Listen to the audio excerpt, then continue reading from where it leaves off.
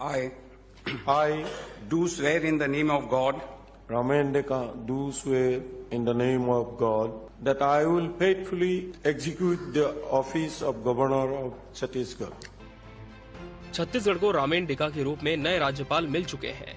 आज राजभवन में शपथ के साथ उन्होंने अपना कार्यभार संभाल लिया। डेका छत्तीसगढ़ के 10वें राज्यपाल हैं। कार्यभार संभालते ही गवर्नर कॉन्फ्रेंस में शामिल होने दिल्ली रवाना हो गए, जहां वो छत्तीसगढ़ में उच्च शिक्षा सुधार, विश्वविद्यालय मान्यता और आदिवासी क्षेत्र की चुनौतियों को लेकर बात रखेंगे।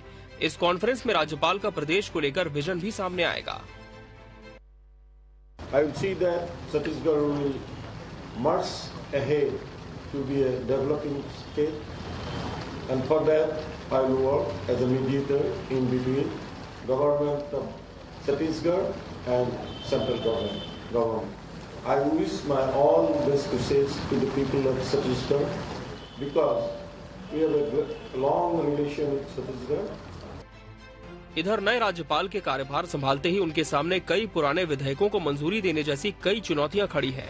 पिछली सरकार के कई लंबित विधेयक अपनी मंजूरी का इंतजार कर रहे हैं, जिसको लेकर विपक्ष नए राज्यपाल से पहले भी गुहार लगाता रहा है। खास तौर पर आरक्षण बिल की मंजूरी की बात, जिससे विपक्ष को राज्यपाल से कई उम्मीदें हैं।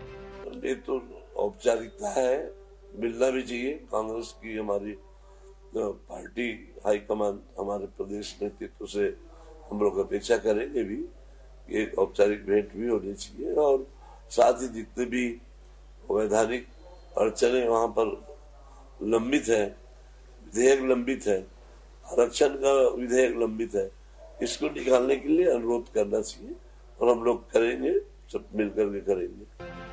नए राज्यपाल से नई उम्मीद के बीच सरकार विपक्ष के राजनीतिक दांव को भली भांति समझ भी रही है और इसलिए विपक्ष की मांगों पर अपने रुख में सत्ता पक्ष में कोई बदलाव नहीं किया गया। ऐसे में नए राज्यपाल क्या कुछ करेंगे, इसकी उम्मीद कम ही है। आरक्षण का मूल विषय सब राज्यों से घूमते घूमते सुप्रीम कोर्ट तक पहुंच गया है। अंतिम फैसला सुप्रीम कोर्ट से होगा, बाकी तो चलते रहेंगे, क्योंकि मूलतः जो लाइन मिलेगा सुप्रीम कोर्ट से, उसी लाइन पे बाकी राज्य सरकारें निर्णय लेगी। देखिए, कांग्रेस पार्टी हर समय केवल राजनीति करने का काम करती है। हम सब ने देखा है कि किसी तरह के काम करने की नियत कभी कांग्रेस की रही नहीं है। केवल और केवल राजनीति करना, लोगों को धोखा देना, लोगों के बीच भ्रम पैदा करना, अब ये कांग्रेस के एजेंडे का हिस्सा है। जहां तक आरक्षण के मामले का विषय है, माननीय राज्यपाल जी का आगमन हो गया है और सारी बातों पर वो विचार करेंगे और अपना निर्णय करेंगे। फिलहाल नए राज्यपाल के आगमन के बाद उन्हें कई चीजें समझने में समय लगेगा, लेकिन ऐसा लगता है कि नए राज्यपाल पर विपक्ष एक बार फिर पुराने आरक्षण वाले बिल को लेकर दबाव जरूर बनाएगा। ऐसे में आरक्षण की दबी हुई चिंगारी एक बार फिर शोला बन सकती है। मोहन तिवारी, टीवी 24, रायपुर।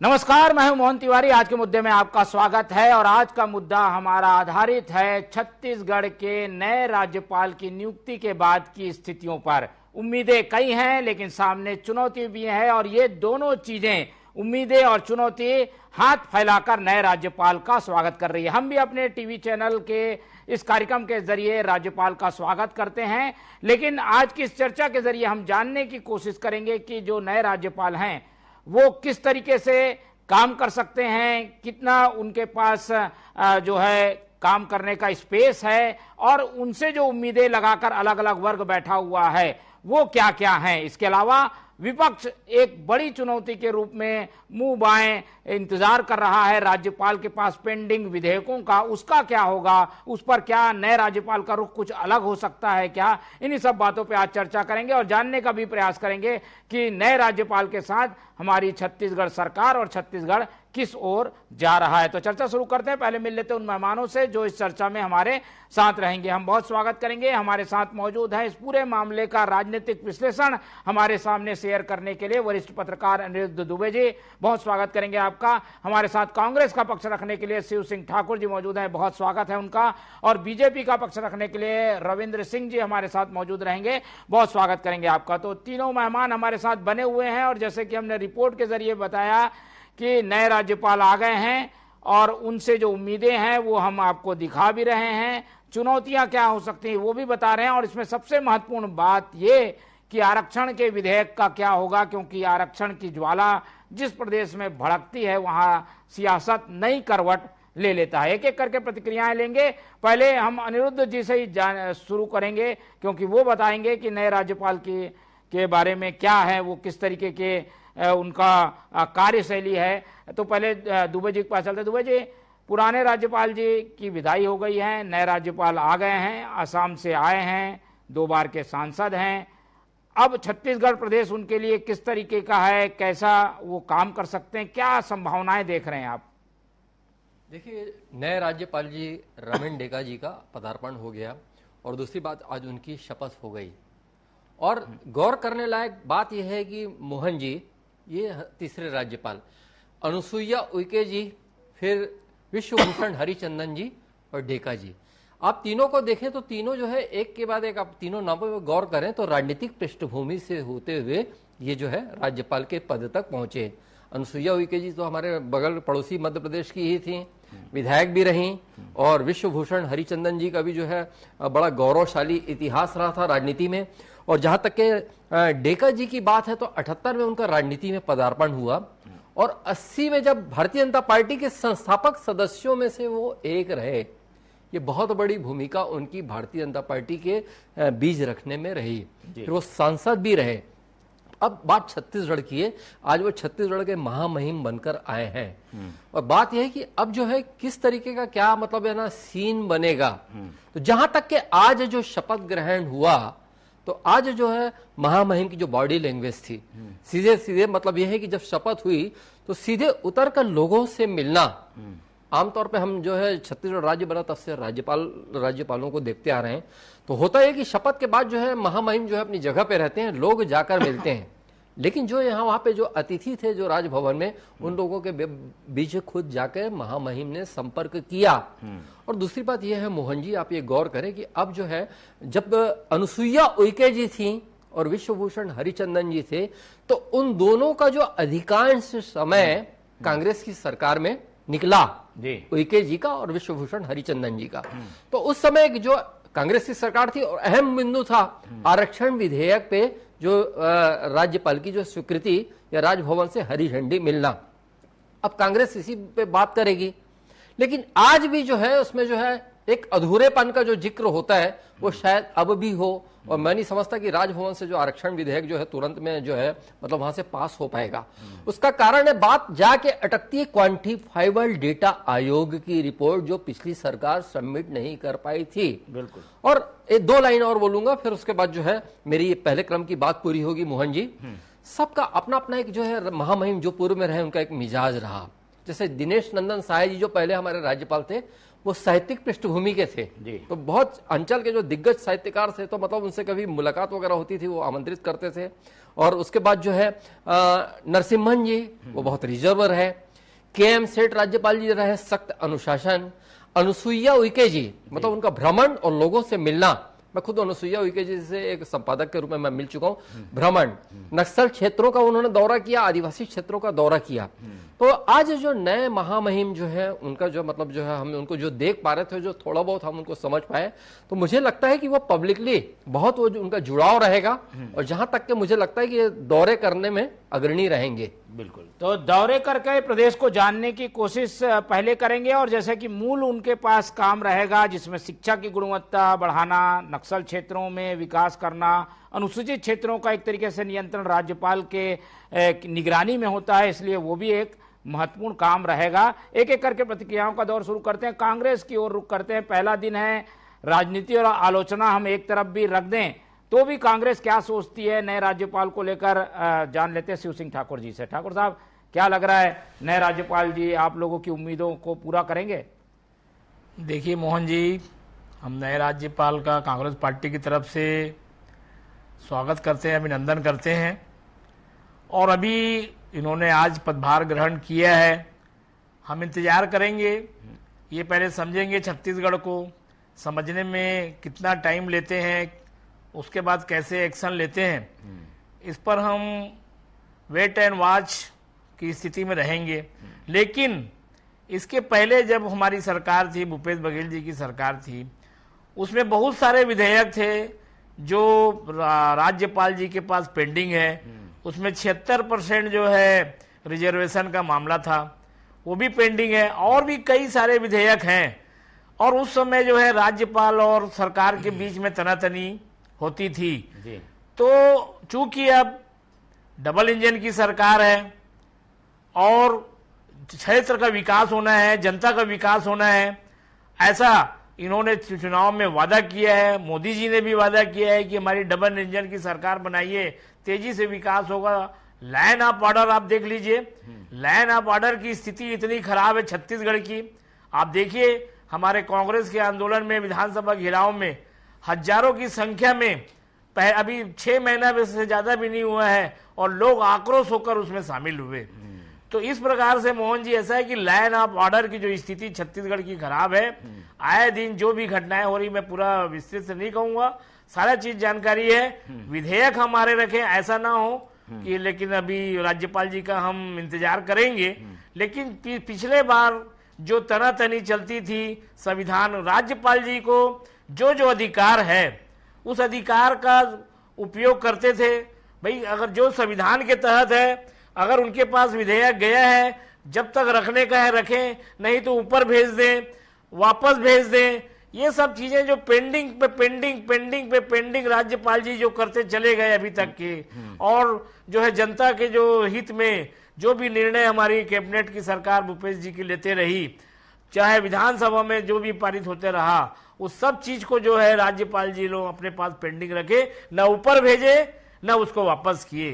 तो अब हम देखेंगे कि लाइन ऑफ ऑर्डर को लेकर राज्यपाल जी कितने जल्दी क्या एक्शन लेते हैं, और विधेयकों को लेकर क्या एक्शन लेते हैं। हम इंतजार करेंगे, हम लाइन ऑफ ऑर्डर और विधेयकों को, और ये ना हो कि कोर्ट जाना, शिक्षा को लेकर और यूनिवर्सिटी को लेकर जिस प्रकार से जो है विवाद चल रहे हैं पूरे हिंदुस्तान में, उस पर भी ये क्या लगाम लगाते हैं, हम इंतजार करेंगे पहले। ठीक है, तो कांग्रेस तो पैनी नजर रखने की तैयारी कर चुकी है। पहले दिन ही उसके इशारे बता रहे हैं कि उनकी प्राथमिकता ये होगी कि उनका जो एक महत्वाकांक्षी बिल था जो कि पेंडिंग है, वो जल्द से जल्द पास हो। इसको लेकर आगे प्रयास कांग्रेस कर सकती है। रविंद्र सिंह जी के पास चलते हैं। रविंद्र जी, पिछली सरकार में जो राज्यपाल और सरकार के बीच स्थिति थी वो अब नहीं है, डबल इंजन की तरह तालमेल बना रहेगा, लेकिन कुछ विधेयकों को लेकर संशय है। आप लोगों को क्या लगता है, क्या उम्मीद कर रहे हैं राज्यपाल जी से? बिल्कुल, राज्यपाल जी एकदम सकारात्मक निर्णय लें, कहीं कोई डाउट नहीं है। सबसे बड़ी बात है कि कांग्रेस की भ्रमित करने वाली जो सरकार थी, हमेशा भ्रम फैलाई और राज्यपालों के विशेषाधिकारों पर, उनके संवैधानिक अधिकारों पर हमला किया। यहाँ तक स्थिति खराब थी कि कांग्रेस के लोग कहते थे एकात्म परिसर से चल रही है सरकार, राज्यपाल जी के लिए एकात्म परिसर उनका ऑफिस है। तो कांग्रेस ने कभी अपमानित करने में और संवैधानिक संस्थाओं को तो बेइज्जत करने में कमी नहीं की। अब रही बात जो सबसे बड़ी उम्मीद है अभी कि आरक्षण के मामले पे, आरक्षण के मामले में कभी कांग्रेस गंभीर थी ही नहीं, हमेशा भ्रम फैलाई। 76% आरक्षण पूरे देश में सबसे ज्यादा। इससे पहले कि उस विधेयक पे क्या हुआ मैं आपको बताना चाहता हूँ। झारखंड में 72% के आसपास हुआ, 50% से ज्यादा झारखंड हाई कोर्ट ने निरस्त किया, सुप्रीम कोर्ट ने किया। बिहार के मामले में 50% से ज्यादा हुआ, उसको अभी सुप्रीम कोर्ट ने स्टे लगाने से इनकार कर दिया। नवंबर में हियरिंग है। राजस्थान ने कोशिश किया 50% से ऊपर, उसको निरस्त कर दिया। उड़ीसा ने किया 50% से ऊपर, उसको भी सुप्रीम कोर्ट ने रोक दिया। तो मेरा कहने का मतलब है, जब इंदिरा साहनी मामले में सारी दुनिया को पता है, सुप्रीम कोर्ट के 9 जजों के बेंच ने कहा था 50% से ज्यादा नहीं हो सकता, ये बिल्कुल व्यवहारिक बात थी। जब तक कि 11 बेंच में न जाए, तो भूपेश बघेल की सरकार केवल और केवल छत्तीसगढ़ के लोगों को भरमाने के लिए 76% का दिया था। उन्हें पता था ये हो नहीं सकता, राज्यपाल के ऊपर टाल दिए। राज्यपाल जी ने क्या किया, उसका संवैधानिक परीक्षण किया, उसका विधिक परीक्षण किया। राज्यपाल का अधिकार है भाई, ऐसा कोई विधेयक राज्य विधानसभा से पारित ना हो जो सुप्रीम कोर्ट के निर्णयों पर अतिक्रमण करता हो, टकराहट लाता हो। और ये विधेयक था, बिल्कुल टकराहट लाता था, 50% से ज्यादा का। इसलिए अनुसुईया उइके जी ने रोका, उन्होंने अपने विधिक और संवैधानिक अधिकारों का प्रयोग किया। आप ये अभी कांग्रेस के प्रवक्ता बोल रहे थे विधेयकों को लंबे समय तक रखते हैं। आपको बताऊं, राष्ट्रपति ज्ञानी जैल सिंह ने डाकघर विधेयक को आज तक पास नहीं किया। राज्यपाल भवन, राष्ट्रपति भवन में ही रहा, आज भी वो वापस नहीं किया था ना। तो राज्यपाल का अधिकार है भाई, इसको रोकना है और रोकेंगे। आप उनको पढ़ा नहीं पढ़ा सकते, उनको ज्ञान नहीं दे सकते, उनके पास संवैधानिक सलाहकार लोग हैं। तो कांग्रेस क्या है, पूरी तरह आरक्षण के मामले में राजनीति की। और मैं तो कहता हूं ना, राज्यपाल जी हैं, जब सुप्रीम कोर्ट 5-5 राज्यों के 50% से ज्यादा आरक्षण को रोक रहा है, तो छत्तीसगढ़ में भूपेश बघेल जी को क्या जरूरत थी।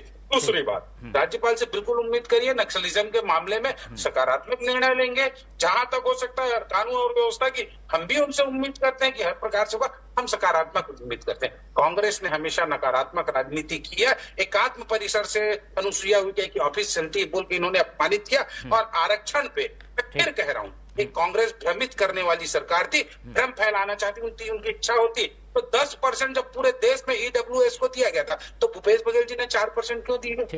कहे तो उन्होंने दे देना था ना 10%, संवैधानिक बाध्यता थी लोकसभा से। ठीक है, ये प्रकरण अभी कोर्ट में भी है, तो इस पर भी निगाह रहेगी कि कोर्ट में क्या डिसीजन होता है। लेकिन एक जो महत्वपूर्ण चीज और काल हमने पिछली सरकार में देखा वो था टकराव। क्या इस बार स्थितियां रहेंगी?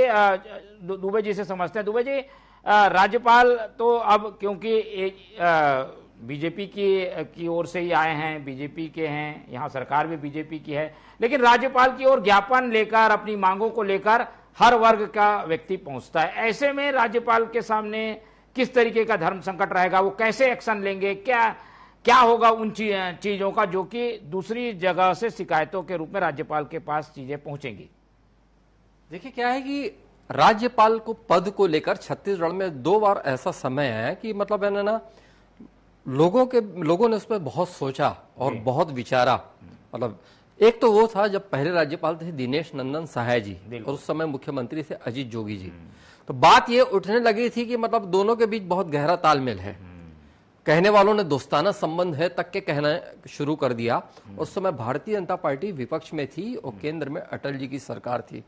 कहीं ना कहीं बात दिल्ली तक गई और दिनेश नंदन सहाय जी फिर उनके बाद फिर केएम स्ट्रीट लाए गए। देखिए, ये क्या है कि बहुत संवैधानिक मामले से जुड़ा हुआ है, लेकिन माना यह जाता है कि दिनेश नंदन सहाय जी की बात जो है भारतीय जनता पार्टी वालों ने दिल्ली तक पहुंचाई थी, अटल जी की सरकार तक। यहाँ पे मित्रता निभरी है, वो एक अलग विषय है।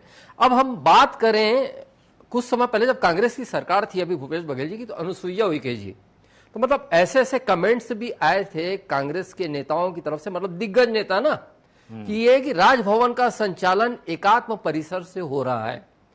तो जनता ने सोचा, ये एक और अवसर आया कि मतलब ये कि कैसे किस तरीके की क्या है, मतलब क्या स्थिति है, क्या चल रहा है, मतलब क्यों इस तरीके की बातें चल रही है, क्यों इस तरीके की चर्चाओं का दौर चल रहा है।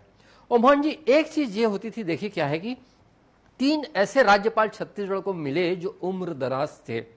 शेखर दत्त जी, काफी उनकी उम्र थी, बलराम दास टंडन जी, काफी उम्र थी, और विश्वभूषण हरिचंदन जी।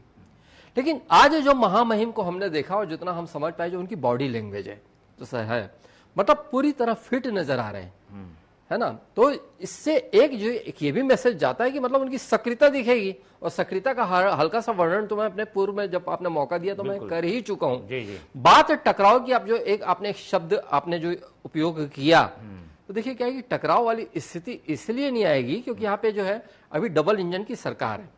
केंद्र में भारतीय जनता पार्टी की सरकार, छत्तीसगढ़ की में भारतीय जनता पार्टी की सरकार, यहाँ तो प्रश्न ही नहीं उठता।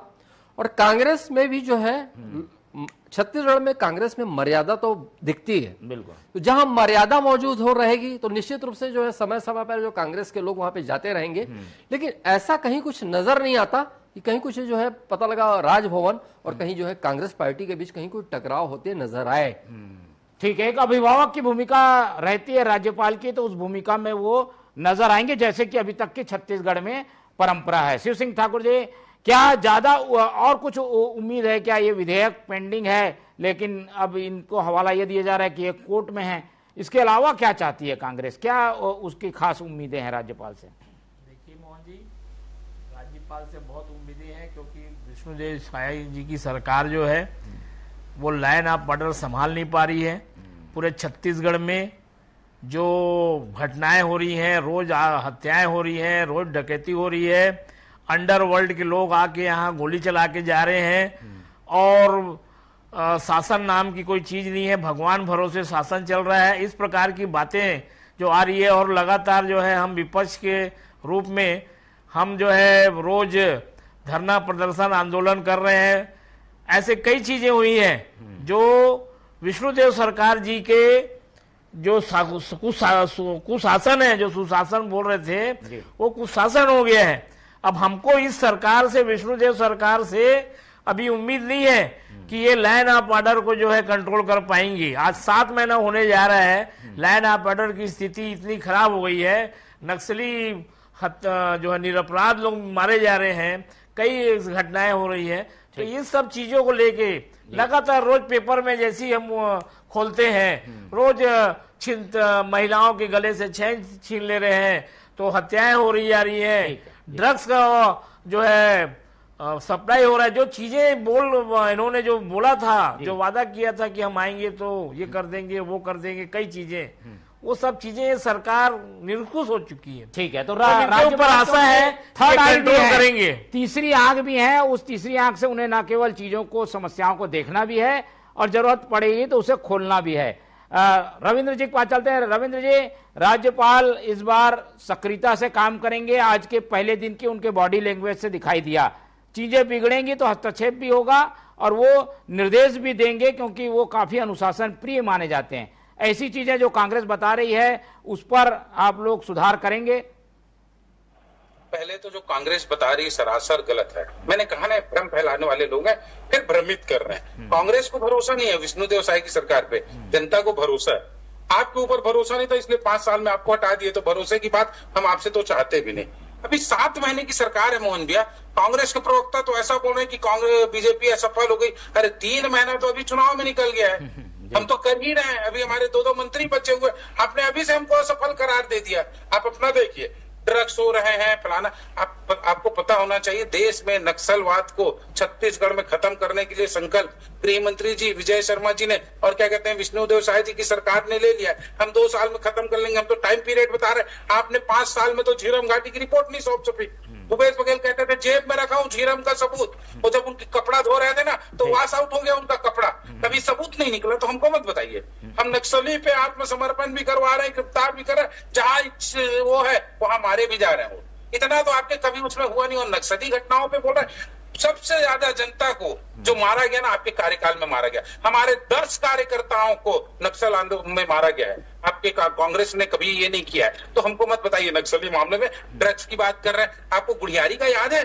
वो महिला का बाल पकड़ के 1 घंटे तक गंडासे मारता घूमता रहा, पुलिस नहीं आई थी। दुर्ग का याद है? दिन में क्या कहते हैं, भरे दिन में उस ज्वेलरी के आदमी को निकाल के गोली मार दिया गया था। तब आपकी कानून व्यवस्था क्या कर रही थी? कोई ऐसी परिस्थितियां ही नहीं है जिसमें राज्यपाल को हस्तक्षेप करना पड़े, सीधी बात ये है। बिल्कुल, कहीं कोई दिक्कत नहीं है। करे राज्यपाल जी, यदि गलत हो रहा है छत्तीसगढ़ में भारतीय जनता पार्टी की सरकार में कानून व्यवस्था असफल होती है तो राज्यपाल जी बिल्कुल हस्तक्षेप करें, हम स्वागत करेंगे। अंडरवर्ल्ड वो बिश्नोई यहाँ के खुलेआम दिन दहाड़े गोली मार रहे हैं। अंडर पहले पिक्चरों में देखने को मिलता था, पिक्चरों में देखने को मिलता था, आज अपने आप से देख रहे हैं दिन दहाड़े वो बिश्नोई के लोग आकर आज हमारे शांत प्रदेश को गोली मार रहे हैं। आज छत्तीसगढ़ राज्य को बने इतना साल हो गया, आज हमने बंदूक और गोली नहीं देखा।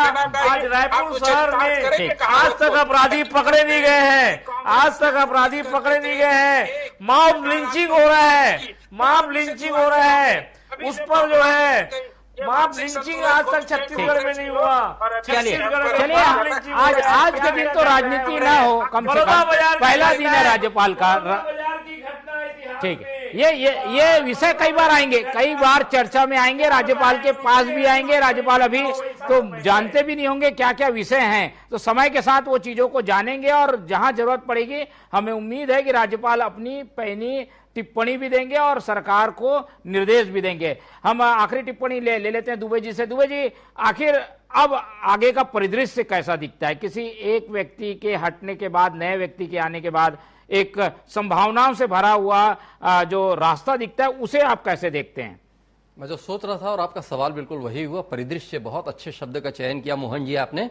देखिए क्या है कि पहली जो बात किया मैंने वो दोहराऊंगा नहीं, राजभवन में जो भी थी, लेकिन ये आप गौर करिए कि आज वो जो महामहिम काली माता जी के मंदिर में दर्शन करने गया आकाशवाणी के पास से एक, और उसके बाद फिर आज हमारे जो है कृषि मंत्री, किसान मंत्री जो है रामविचार नेताम जी, मतलब नया रायपुर में शिफ्ट होने वाले छत्तीसगढ़ सरकार के पहले मंत्री हैं वो, एक शुरुआत हो गई, तो उनके गृह प्रवेश कार्यक्रम में भी गए, और जबकि आज उनको दिल्ली निकलना था महामहिम को, तो उसके बाद भी जो आज उनके देखा जाए तो 2 कार्यक्रम तो हो गए, एक तो नितांत व्यक्तिगत और एक धार्मिक कार्यक्रम, और दूसरा जो है नया रायपुर जाकर, मतलब इस बहाने महामहिम का नया रायपुर भ्रमण भी हो गया। तो एक क्रेज शब्द तो नहीं बोलूंगा, देखिए करने की एक जो ललक वो नए महामहिम में दिख रही है, और उनसे बहुत संभावनाएं नजर आती है मोहन जी। ठीक है, तो सक्रियता दिखाई दे रही है, एक ललक के साथ प्रदेश से वो जुड़ना चाहते हैं, और इसीलिए पहले दिन ही काम करते हुए दिखाई दिए। और जैसे कि हमें जानकारी मिली है कि गवर्नर कॉन्फ्रेंस है 2 तारीख से, उसके लिए वो रवाना हो गए, जहां पर वो छत्तीसगढ़ को लेकर अपनी बात भी रखेंगे।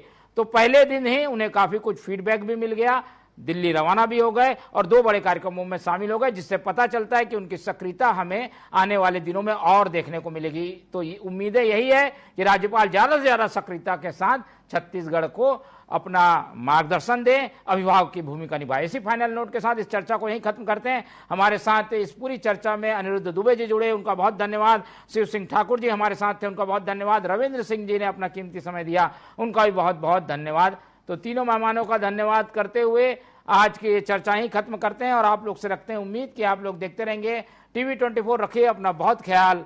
नमस्कार।